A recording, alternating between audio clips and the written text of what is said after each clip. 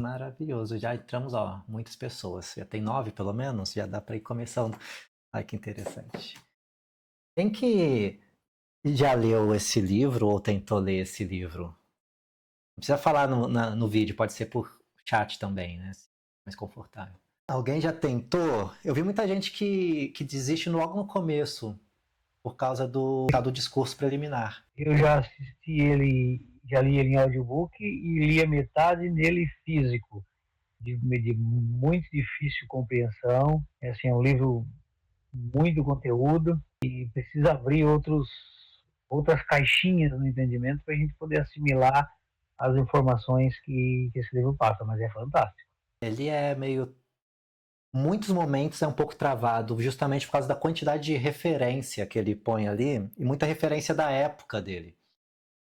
O discurso preliminar, por exemplo, ele está falando sobre a reforma que está acontecendo, a reforma religiosa que está acontecendo na França, com o aumento dos protestantes.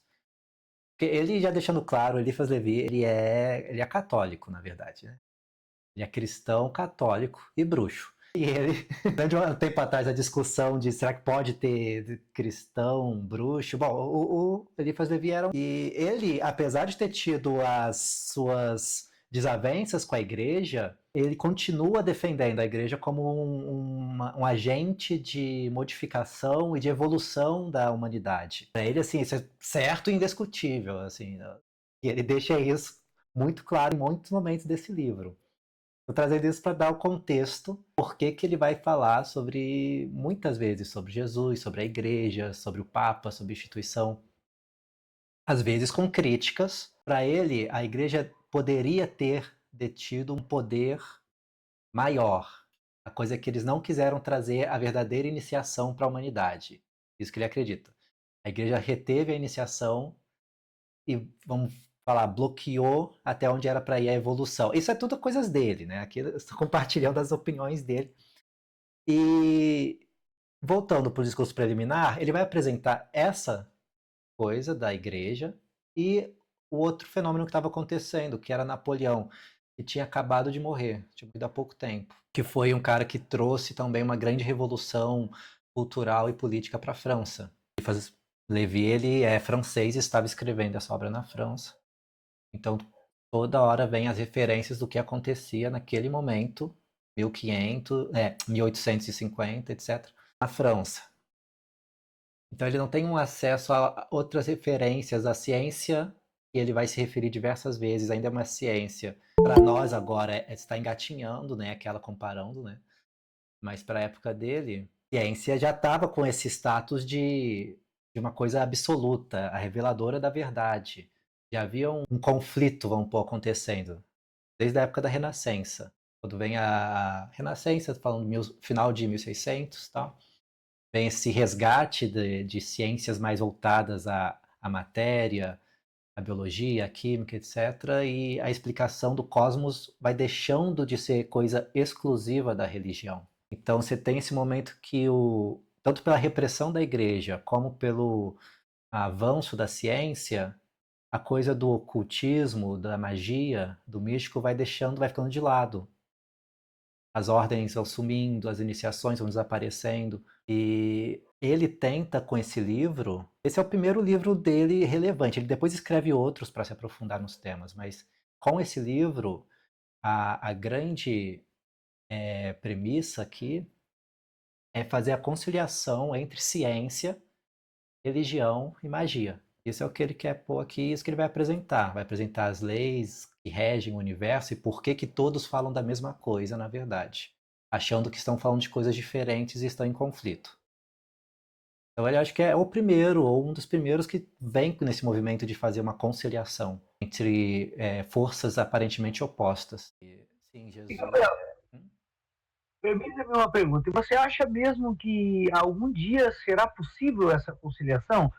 Porque muitos antes dele e ele foram castigados pelo próprio estandarte que defendeu, né? Eles foram descredibilizados e Uhum. praticamente ridicularizados, né?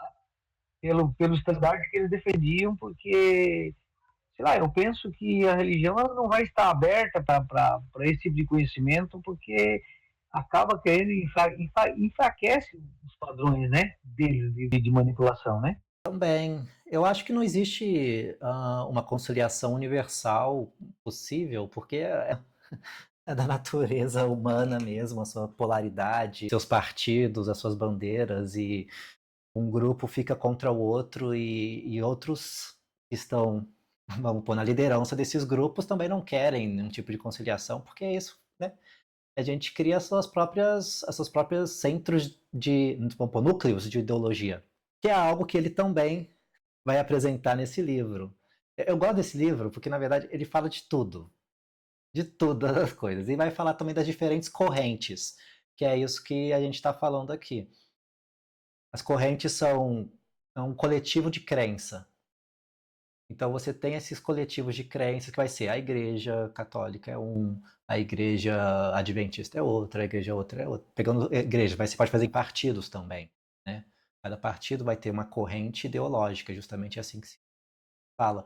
Então, parte da natureza disso aqui, né, do fenômeno da vida e da existência é essa mudança e essa dinâmica. Agora, tem aqueles que tentam fazer conciliações, mas nunca vai acontecer porque cada um é de um campo, né? A ciência se propõe a uma explicação que a magia não está no mesmo lugar, e a magia também propõe um tipo de leitura da realidade que não é a mesma que a ciência. Apesar de alguns forçarem, tentarem trazer a física quântica agora, fica muito na moda de vir com física quântica, não explica. A gente consegue pôr analogia.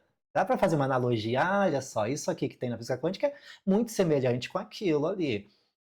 Mas não é uma explicação científica a rigor, né, teórico científico. E não é sobre isso, porque magia está falando de consciência, está falando de um outro aspecto. E é sobre como a nossa linguagem, sobre como o verbo influi na realidade e influencia os outros, influencia a nós próprios. Então, é um estudo muito mais próximo da coisa de fenômenos de linguagem do que algo científico. E a ciência também não se propõe a isso. A ciência tem as limitações deles também, justamente pela linguagem.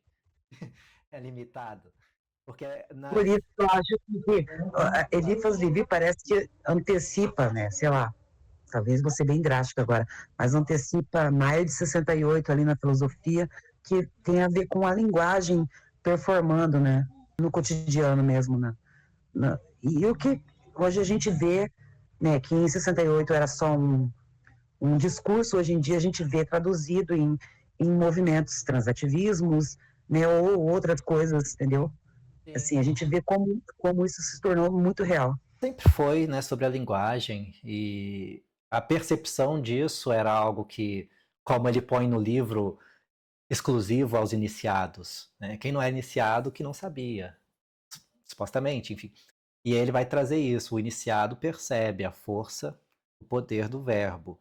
Tem até um trecho que eu quero ler, que é do discurso preliminar. Tem alguns pontos que valem a pena, mas são muito perdidos no meio de todo a verborragia.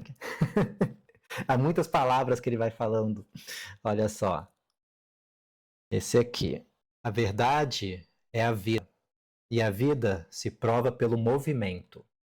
É pelo movimento determinado e efetivo, pela ação, que a vida se desenvolve e se reveste de novas formas. Os desenvolvimentos da vida por si mesma e a sua produção de novas formas, nós chamamos criação.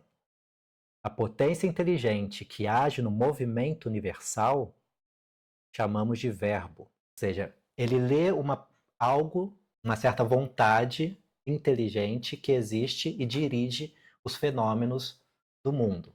Ele não compra a ideia de um oceano caótico que as coisas simplesmente brotam esporadicamente, aleatoriamente. Existe e essa ordem ele chama de verbo. Vai falar que é isso que é dito verbo, como que está lá no Evangelho de João, no princípio ser o verbo. De um modo transcendental, essa é a iniciativa de Deus, que nunca pode ficar sem efeito, nem parar sem ser atingido o seu fim. Para Deus, falar é fazer. Tal deveria ser sempre a capacidade da palavra, mesmo entre os homens. A verdadeira palavra é a semente das ações. Uma emissão inteligente, de inteligência e de vontade, não pode ser estéril. sem que haja abuso ou profanação da dignidade original.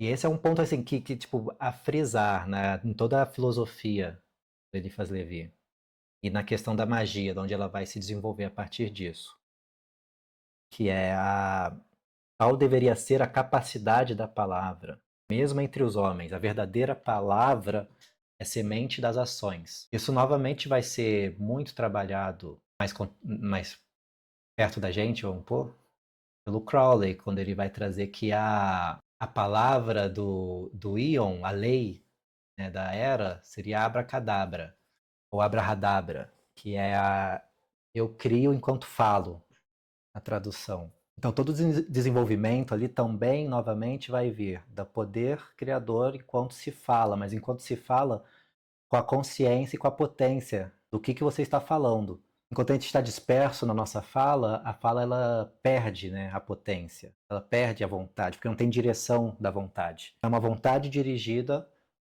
com a fala alinhada, né, e afiada, que molda a realidade. A partir daí.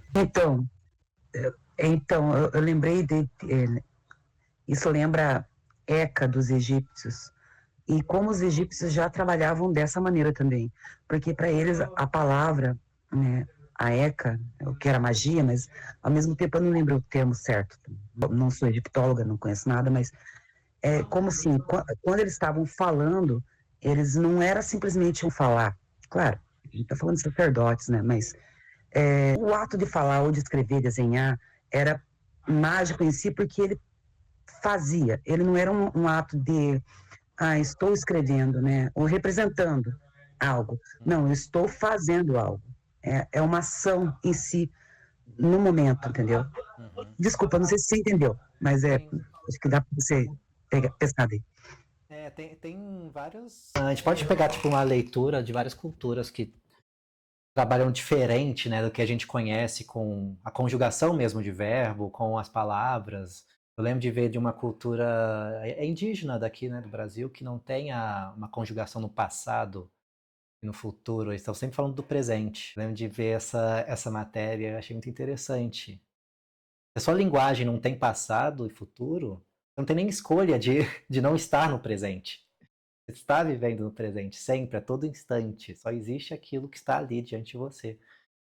Esse é o ensinamento, não é o que ele vai trazer aqui, mas é um ensinamento já mais oriental, né? Que se preocupa com essa questão do tanto de ilusões que a linguagem provoca. Mas dando continuidade nessa parte do verbo, que ele vai continuar falando, né? Ele vai trazer logo o que? Quando a gente usa, né, escuta do verbo, a gente já vem com o Evangelho de João à cabeça. É exatamente o que ele traz, então. No princípio era o verbo, diz o evangelista. E do princípio, primeiro, do princípio ilimitado que existe antes de tudo. Nesse princípio estava, pois, o verbo, isso é, ação. Isso é incontestável em filosofia, pois que o primeiro princípio é necessariamente o primeiro motor. É uma referência a Aristóteles. O verbo não é uma abstração, é o princípio mais positivo que há no mundo, pois que ele se prova sem cessar por atos. Então, essa filosofia do verbo é essencialmente filosofia da ação. Quando ele traz essa questão do primeiro motor, ele faz essa referência a Aristóteles, que vai falar assim: ora, se tudo está se movendo, se tudo se transforma, tem mudança, o que acontece se nós fazemos o caminho regresso? Vamos voltando esse movimento. As coisas estão se transformando. A gente chega aqui e a gente tem um caneco, aqui eu tenho um caneco de cerâmica. O que era antes desse caneco aqui de cerâmica? Né? A gente tinha aquela argila. Teve a mão de uma vontade que moldou, teve o fogo que transformou, que assou ele assim, dessa maneira. Então volta a argila. E o que era antes da argila? A gente vai ter aqueles fragmentos e sedimentos, e antes eram rochas, e antes magma, e antes. Então você vai voltando e isso vai expandindo, vai chegar nas estrelas, vai chegar, né, para o cosmos, até que você vai chegar no. Bom, existe aparentemente, por dedução, uma causa primeira, e começou todo esse movimento, e começou essa ação. Antes disso, a gente não tem como saber o que é. Aristóteles vai falar, é o primeiro motor. Aqui, Eliphas Levi vai trazer esse primeiro motor, é o verbo. Para ser, vamos pôr, a mesma coisa. O primeiro motor a gente pode chamar também de verbo. é aquilo que causou o primeiro movimento. Por isso também está escrito na Torá, né, no mito de criação judaico-cristão, que Deus fala e algo se cria. E ele fala e outra coisa se cria. Sempre começa assim. E Deus disse, haja luz. E Deus disse, feita a vegetação, as ervas sobre a terra. E Deus disse. Então é sempre esse simbólico aí, esse ensinamento de como que a palavra vai ter o poder. Sempre está no poder. Essa palavra, esse verbo. Continuando. Se alguém quiser falar, gente, vocês levantem a mão. Não, eu vou falando sem parar. Assim, se tiver. Continuando, então, dando contexto, por isso que eu estou falando do verbo do evangelho. Eliphas Levi, ele fez seminário. Ele estudou para ser um padre. Estudou por muitos anos. Algo como 20 anos. Ele estava com 25 anos e a família já era cristã, uma criação super cristã. Com 25 anos, dentro já de seminário, de uma formação para se tornar um padre, praticamente lá, ele se apaixona por uma menina e já estava também com as suas dúvidas em relação à igreja, então ele sai dessa formação e se afasta da igreja. Anos depois, ele continua nos seus estudos teológicos e ele vai e publica um livro chamado A Bíblia da Liberdade. Isso uns 20 anos antes do Dogma e Ritual de Alta Magia. E aí, por esse livro, ele chega a ser preso por um tempo, por estar fazendo subversão à sociedade, falando de Bíblia da Liberdade, palhaçada de... Mas, ao longo, então, da carreira dele, ele não abandona, apesar da igreja sempre, né, fazer a sua perseguição a ele, porque ele está vindo com um discurso polêmico, falando que a igreja está errada, e muitos... É uma época... Nunca houve uma época que se podia criticar a igreja, né? É que agora já não tem consequência, mas a época ainda tinha muito, e a França ainda era muito sobre o regime católico naquele momento. Havia essa disputa acontecendo entre os protestantes e a igreja, e ele vai como templário da igreja, apesar de tudo, e identifica as falhas da igreja e por que houve então um movimento protestante, mas sempre vem então discurso sobre Deus, a vontade divina, sobre o verbo encarnado de Deus, que seria Cristo. Mas um ponto importante de entender, quando ele fala de Deus, não é um Deus cristão. E essa é uma coisa bem chave, assim. Não é no conceito tradicional do que se entende na nossa formação aqui cristã, Deus. Muitas coisas, como o todo, uma grande energia poderosa, geradora. Algo que foi o que ditou o verbo pela primeira vez. Só que ao mesmo tempo é algo que também permeia tudo. Então não é algo que está lá, distante. Ele está em tudo.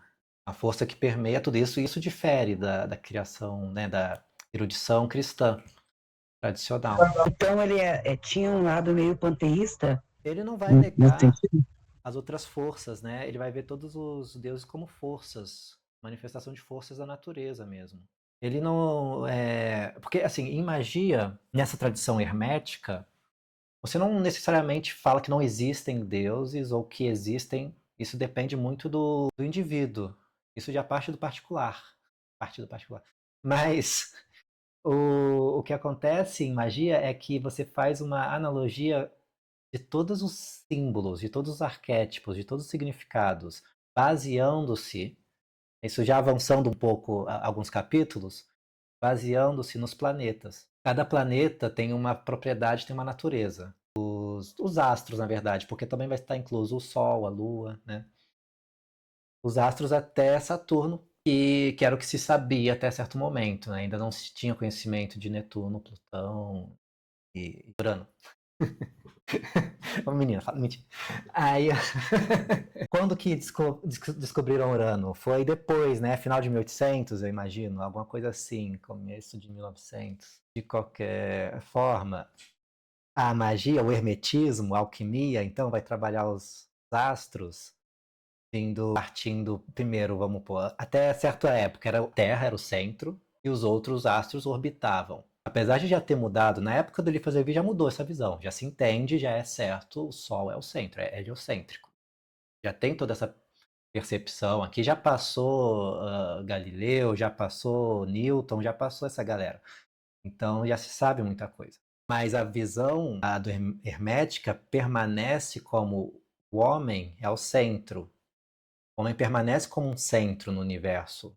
A iniciação mágica é para te perceber dessa maneira e te localizar no cosmos dessa maneira. E aí você usa simbolicamente você como centro. O que orbita esse centro que é você? Então você como... Isso varia de uma tradição para outra, mas geralmente você como Sol, o que é que orbita ao seu redor? Em outras tradições mais antigas, você como a Terra, pois você está na Terra, e as outras coisas que estariam orbitando em volta da Terra, o que são isso? Então, cada uma dessas coisas tem uma natureza referente ao Deus, referente ao elemento, a cor, a símbolo, a números, a emoções. Você vai tendo Vênus, como que é, né, fácil de falar, vamos pôr, de amor, de relacionamentos, e também vai ter as deusas, como Afrodite, como Ishtar, como algumas outras. Quando a pessoa faz o estudo hermético, né, da alta magia, você vai fazer essa analogia sobre esses planetas e sobre a relação deles. Então você vai ter, tá, esses deuses existem. O ponto era esse no final, que eu estava quase me perdendo. Os deuses existem porque são manifestações aqui, mas vamos pôr, antropomorfizadas, ou seja, tomando forma mais humanoide, de uma força que existe lá no cosmos. Então, se aceitam, em certo grau, a realidade dos deuses. Essa que é a questão. Você viu quando que... 1780. Já tem Urano, certo? Aqui ele nem chega a citar, porque eu não lembro se nesse livro ele tem os selos planetários, mas eu acho que se ele tem, ele só vai até Saturno. Eu sei de um outro livro dele que tem selos planetários, só vai até Saturno. Ele não considerava Urano ainda na jogada. Que antigamente eles também demoravam muito mais para trazer um significado para os novos planetas, né? Então havia muito mais estudo para, esse planeta ele significa isso. Também vai saber se ele não estava mais para astrologia védica ou, ou para alguma outra tradição, que nem todos aceitam ainda muito bem, né? Mas ele vai pegar aqui, ele tem os quadrados mágicos dos planetas. Vamos ver se vai aparecer com tudo isso de luz. Ah, meu Deus, não vai. Aqui, ó, de ladinho. Talvez eu mando depois e explico o que é isso. Esses quadrados têm origem na Cabala e eles são grades com números, mais ou menos explicado, não é muito claro por que tais números. Sempre tem uma forçação, na verdade, nessas coisas. Mas esses números não foi ele que inventou, né? Ele está pegando esses números de outro autor, que é do Agripa, o Três Livros de Filosofia Oculta. Então, muitas das referências também, as figuras, vão vir desses outros lugares. E quando a gente for passando por essas gravuras e por esses selos, se a gente chegar até lá, eu vou apresentando todos esses pontos para vocês também. Como é que tá até agora? Alguma dúvida, gente? A Netuno apareceu logo ali. Ele estava escrevendo esse livro. Continuando. Então, pegando a história da magia, ele tem outro livro que ele vai se aprofundar nessa questão da história da magia aqui. Apesar dele pincelar, o objetivo não é esse, é ensinar os dogmas. Então, dando esse contexto da onde ele chega aqui já assumindo que as pessoas sabem alguma coisa. E é essa parte que barra muita gente. Então, para vocês passarem a saber alguma coisa e estarem prontos para o livro, é conhecer esses princípios do que foi o caminho da jornada desse pensamento mágico humano ao longo da história. Então, vai ter na pré-história, a gente tem esse desenvolvimento dos primeiros ritos, do teatro, da dança. O rito ele vem como uma coisa muito mais presente, né, no existir de uma comunidade.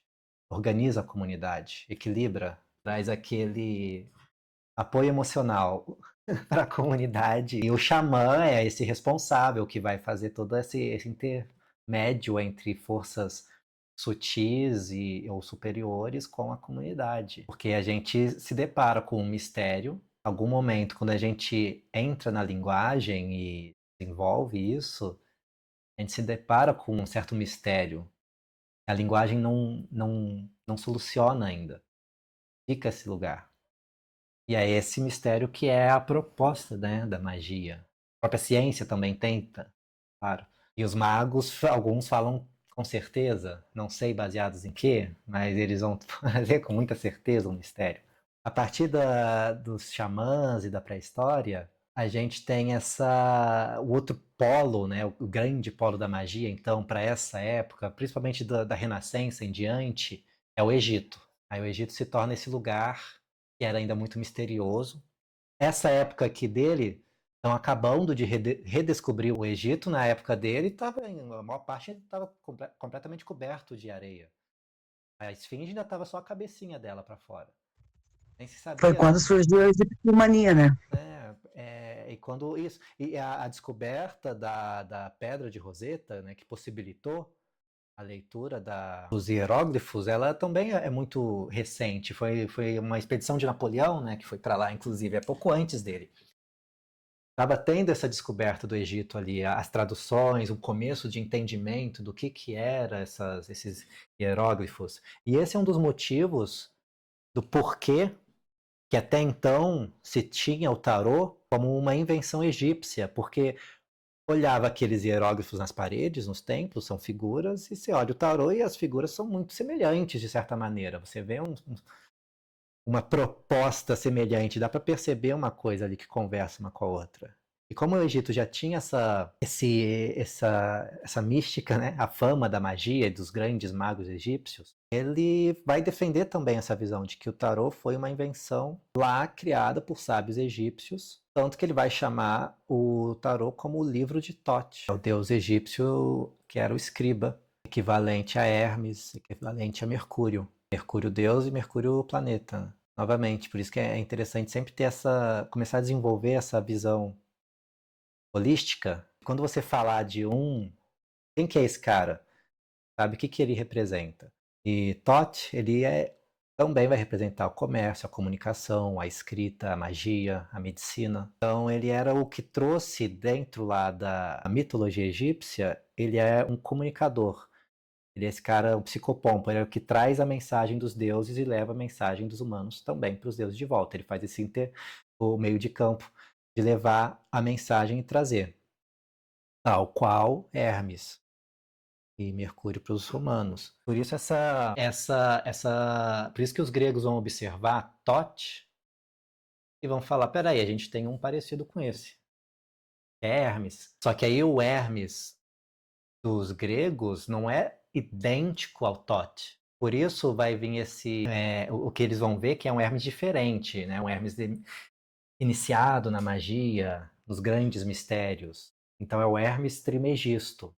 E é aí que vem esse desenvolvimento, essa ideia desse sábio que recebeu, quase como também ele seria um verbo encarnado do divino, o lendário Hermes Trimegisto.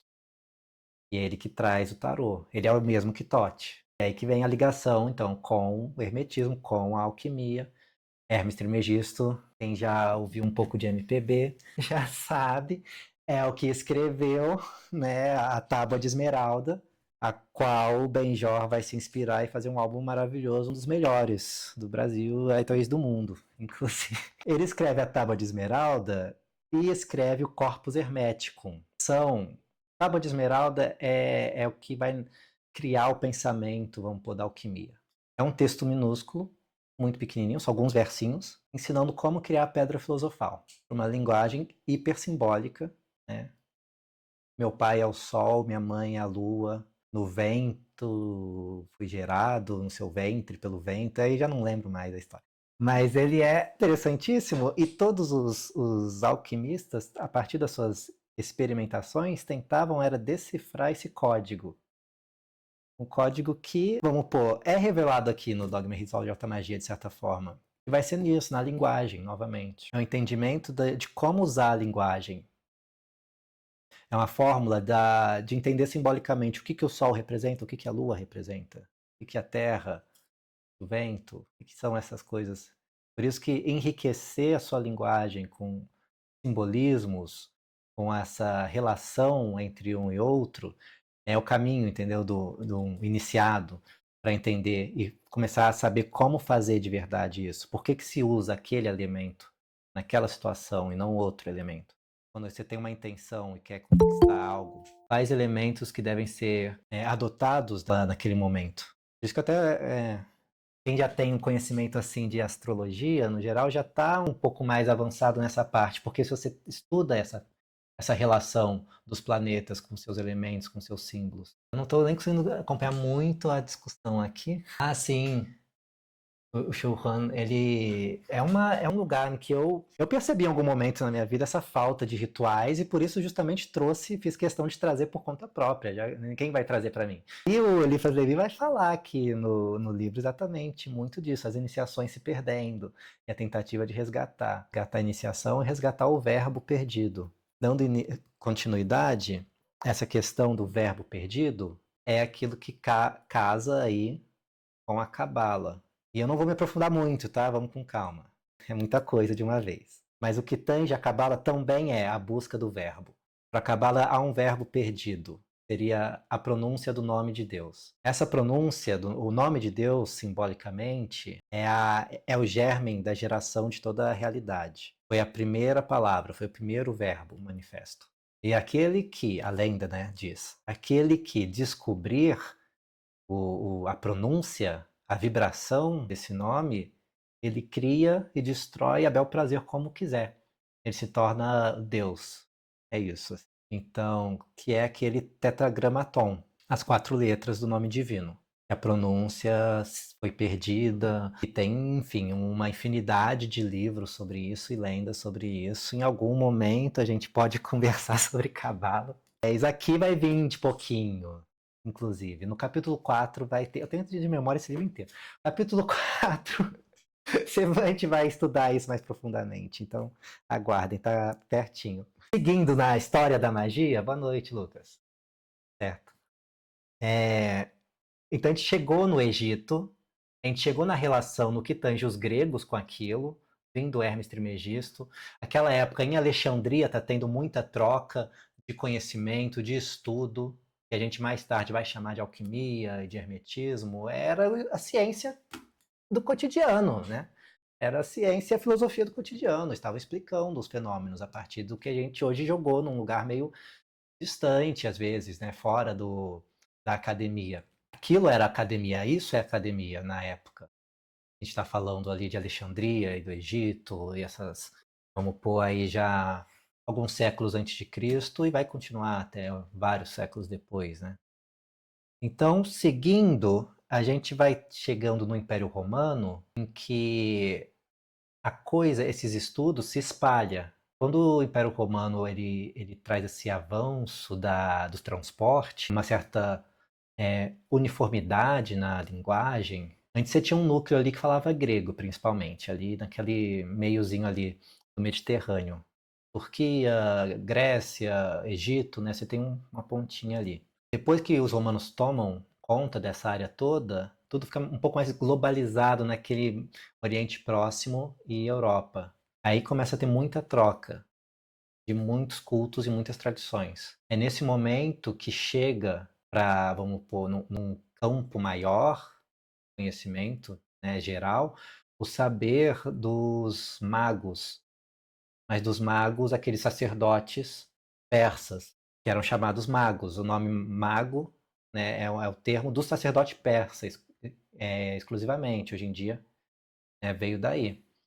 Esse sacerdote persa, que eram astrólogos, Agi, enfim, eles tinham essa religião de Mitra, que fica muito popular, trazem a religião de Mitra, que fica muito popular lá em Roma.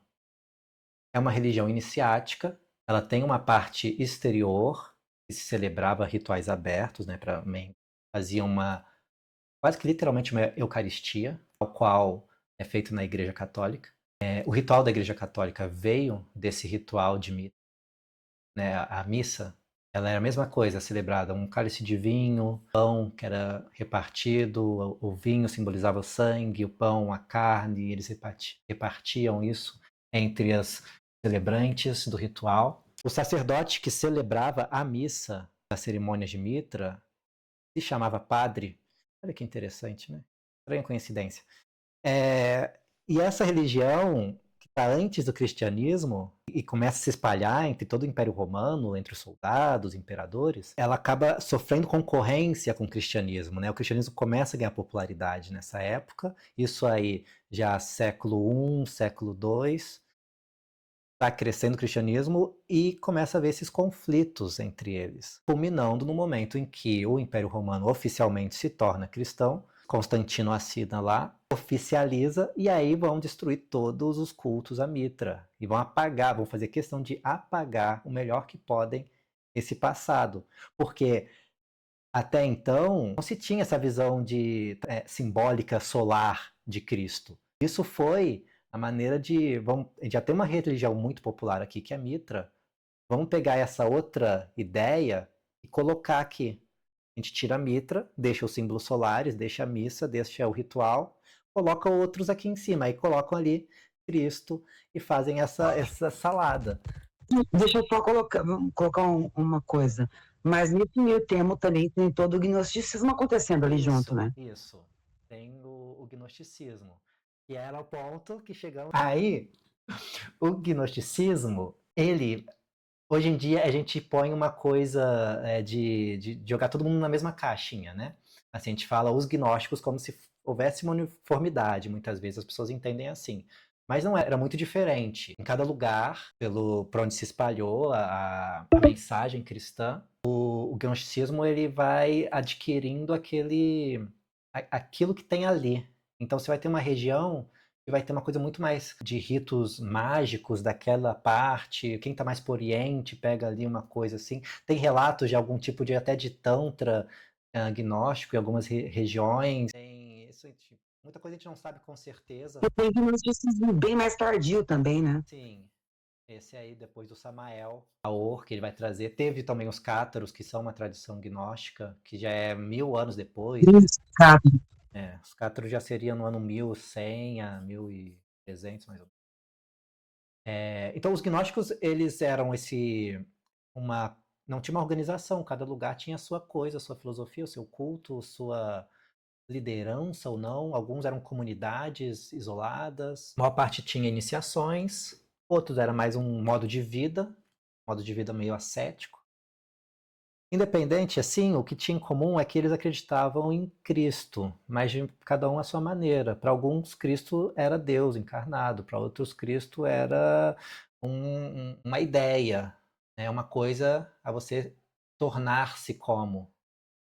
Então, quando vem a oficialização do cristianismo no Império Romano, vai ter que tirar isso também. Isso aí é confusão, isso aí é poder que está indo para as beiradas. A gente não quer isso, a gente quer uma pluralidade, a gente quer uma uniformidade. Afinal, o império vai ser um e a gente vai pôr uma ideologia para o império inteiro para unir todo mundo, não só pela ideologia política e econômica, mas também espiritual, né, religiosa. E aí seguindo, então aí que vem uma grande, vamos pôr, quase que uma aniquilação na maior parte das escolas de mistério. Quando se torna oficial o cristianismo, a partir disso, nos anos seguintes, falando, não lembro exatamente a data, é ano 300, né, mais ou menos, a perseguição a todas as outras coisas que não forem cristãs acontecem, a todos os templos de pagãos, a todos esses outros grupos dissidentes do cristianismo, tudo isso destruído, vai ser apagado, vai ser realmente assim,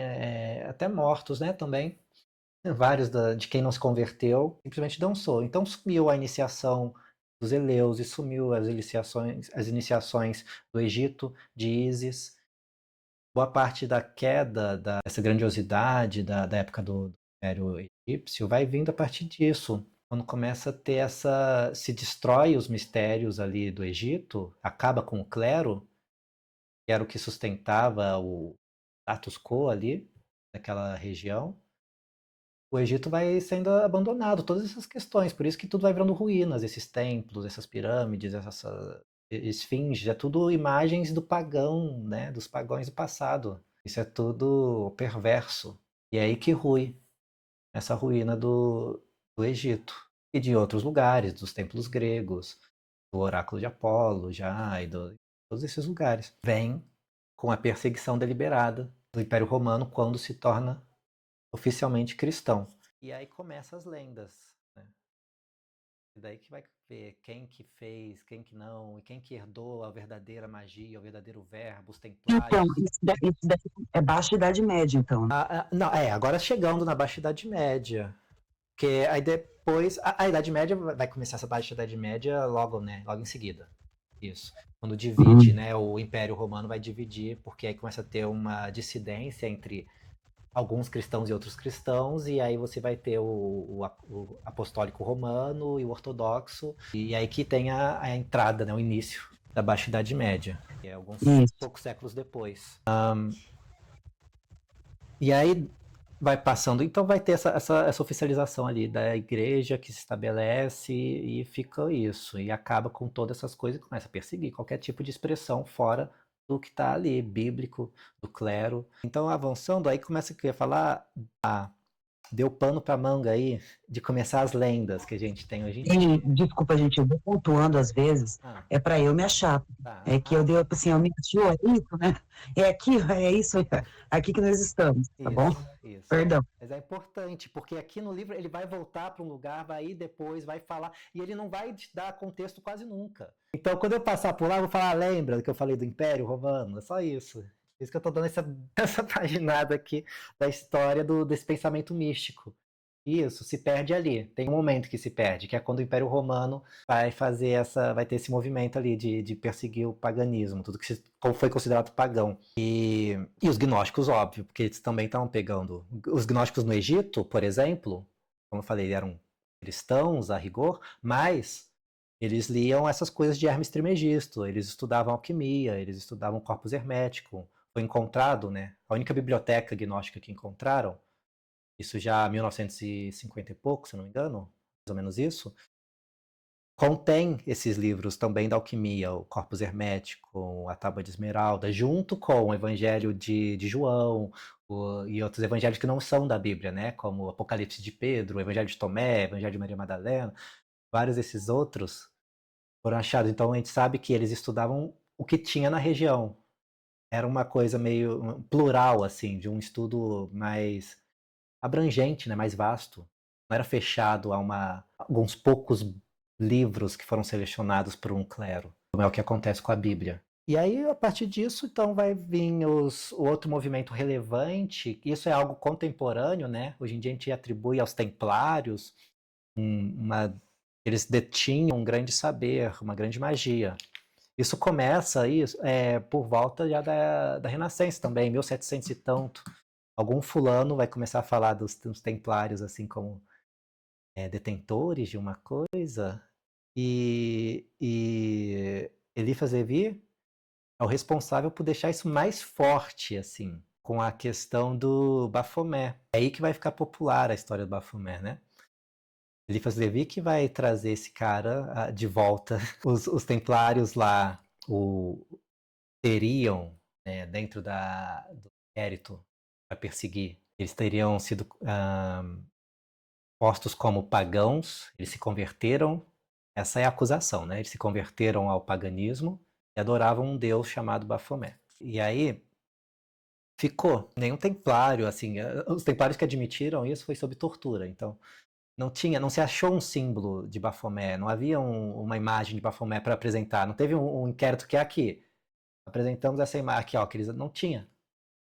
Houve descrições verbais, mas não há nada disso e não há comprovação sequer. E a gente sabe que o caso contra os templários foi montado, isso se soube historicamente. Depois, um conchavo entre o Papa e a rei da França, eles fazem lá um conchavo para derrubar essa ordem que estava poderosa. Foram os primeiros bancos, né, do mundo, já tinha um sistema bancário ali, eles tinham muita grana porque eles transferiam riqueza de Europa toda para o Oriente Médio e vice-versa. Então, eles ganham muito poder, muita influência e muita riqueza. E aí um fulano se juntou com outro e pensou, vamos pegar essa riqueza para nós. E aí cria esse inquérito. Como que vai condenar eles? Falando que eles são pagãos. E se tortura, a pessoa confessa o que quiser. E aí eles queimaram os templários e esquartejaram todas as coisas ao melhor estilo medieval, né? Até que criou-se, então, essa mística em cima disso. Os maçons vão resgatar essa mística dos templários, né, um pouco antes ali do Eliphas Levi. Não é por acaso que o Eliphas Levi pega essa referência templária com magia, que ele vai acrescentar, né? Ele vai pôr também como iniciados da magia, do verbo. Só que o Baphomet é um símbolo. E é novamente o símbolo do quê? Desse verbo em ação. É o símbolo do anima mundi, sabe? Dessa alma do mundo. Vamos pôr assim, jogada para um lado ou para outra direção a partir do verbo. E isso, então, avança depois dos Templários, vai chegando esse movimento de resgate da alquimia, quando, né, aí começa a se entender como alquimia mesmo, do jeito que a gente entende, quando vai tendo esse contato com o Oriente Próximo. Os árabes que eram, né, os químicos, saber alquimista. Eles vão lá pelo norte da África, chegam na Europa, pela Península Ibérica, e tem um grande avanço ali de alquimia, e entra-se em contato junto, né, os alquimistas árabes com os cabalistas judeus. Aí que começa a nascer a relação de ambos estudos, né? Tem uma coisa muito próxima ali de ambas as partes. Hoje em dia, se você pegar qualquer livro, você vai ter essa relação. E é por isso que também vai estar aqui no livro, mais uma vez. Aqui, alquimia, cabala, tarô, astrologia, todas essas. E por isso se torna, às vezes, difícil. Eu só sei essas coisas porque eu sou aquele verme de biblioteca e adorava fazer isso, meu passatempo da adolescência, né? Ficar olhando todas as referências que tem em todos os lugares. E esse foi o meu hiperfoco durante muitos anos. Quando eu era o jovem do ensino médio. Mas é isso, aqui acaba a introdução da magia e explica por que está tudo misturado hoje em dia. Esses movimentos de impérios, de conquistas, de poderes que sobem, poderes que descem, sabe? Religiões que ascendem e desaparecem. E é assim que a gente chegou no que tem hoje, que chega no livro. Oi, ó, a chamada vai acabar em 3 minutos. Mas a gente faz uma nova, qualquer coisa. Beleza, é rapidinho só que eu queria falar, então agora, assim, depois dessa mega introdução, como eu falei ali no chat, estava com uma certa timidez de falar, porque eu sou nova nos estudos das magias e dogmas, sou muito interessada, mas realmente estou aqui ainda me situando, então semana que vem a gente de fato vai tentar todo mundo discutir como se fosse o Clube do Livro, um capítulo. Isso, eu sei que foi muita coisa, um monólogo enorme, um monte de informação, cabeça girando. Eu comentei de trazer um caderno e caneta, mas de fato isso não vai ajudar muito. Talvez pontuar uma coisinha ou outra. Não, fica tranquilo, que eu acho que assim, que para pessoas que já, no meu caso, que são curiosas, que não têm assim, 100% do conhecimento, mas que está ali, passeando nessas áreas, na internet, eu não sei aonde, conversa com um que é astrólogo, conversa com um que é tarólogo, você vai absorvendo as referências. Então, assim, posso dizer que, não vou falar que eu aproveitei 100% do que você falou essa noite, mas, né, um tanto aqui é familiar para mim, né? Foram ouvindo várias imagens também enquanto você falava. É isso, é de visitar isso constantemente, sabe? Essas referências, esses símbolos, porque isso tem que ficar muito fixo na mente. Quando você quer estudar só por estudar, para entender, quanto mais, né, na sua memória tiver, mais presente e mais... Agora, para quem quer, né, a iniciação mesmo, quem quer a magia, aí mais importante ainda. Porque isso acaba que se torna o seu ser, vamos por assim. Vai criando essas ligações, sinapses, né? Essas sinapses nervosas aí. E aí a gente tem essa visão que começa a enxergar um todo, vamos por, né? Uma coisa mais holística mesmo. E perceber que as coisas não vêm de lugar nenhum. Sabe, é muito fácil falar, não, o tarô foi inventado lá por um fulano lá no Egito, sumiu. Não, mas por que explicou que... Como assim? Sabe, tem que entender de onde veio essa ideia. Por que ele sustentava que o Egito tem uma grande coisa ali? Por que então teria vindo do Egito? Por que vai falar que os templários detiveram essa iniciação que se perdeu no Egito? Mas aí a gente vai entendendo o que é esse verbo, até num sentido literal mesmo, o que é essa linguagem que vai passando por eras e eras, por impérios, né, por organizações, igrejas e tudo mais. Porque. E aí vai ficando muito claro, então, o movimento que acontece são sempre humanos, né? São seres humanos transmitindo uma coisa. A lenda é que existe um verbo originário aí. Eu não sei, a gente pode, né, dedica a vida buscando achar esse verbo. Eu gosto da minha linha, agora minha questão pessoal, eu me alinho mais nesse aspecto com uma filosofia mais oriental, né? Mas é a minha coisa. Você se acessa nesse som pelo som primordial até se esvaziar. Por fim, o que resta mesmo é um silêncio. Mas enfim, esse é um papo para outro lugar. Sobre dogma e ritual, eu acho que ficou exposto bem a questão da história da magia e de como chega ali. E aí a gente caiu, então, para a próxima, né, próximo encontro, já para o livro mesmo. Aí a gente pode ir lendo a introdução, e é muito legal a introdução. Então você pula esse discurso preliminar. Discurso preliminar é uma introdução da introdução, né? A gente vai pular essa. E aí o próximo é a introdução mesmo.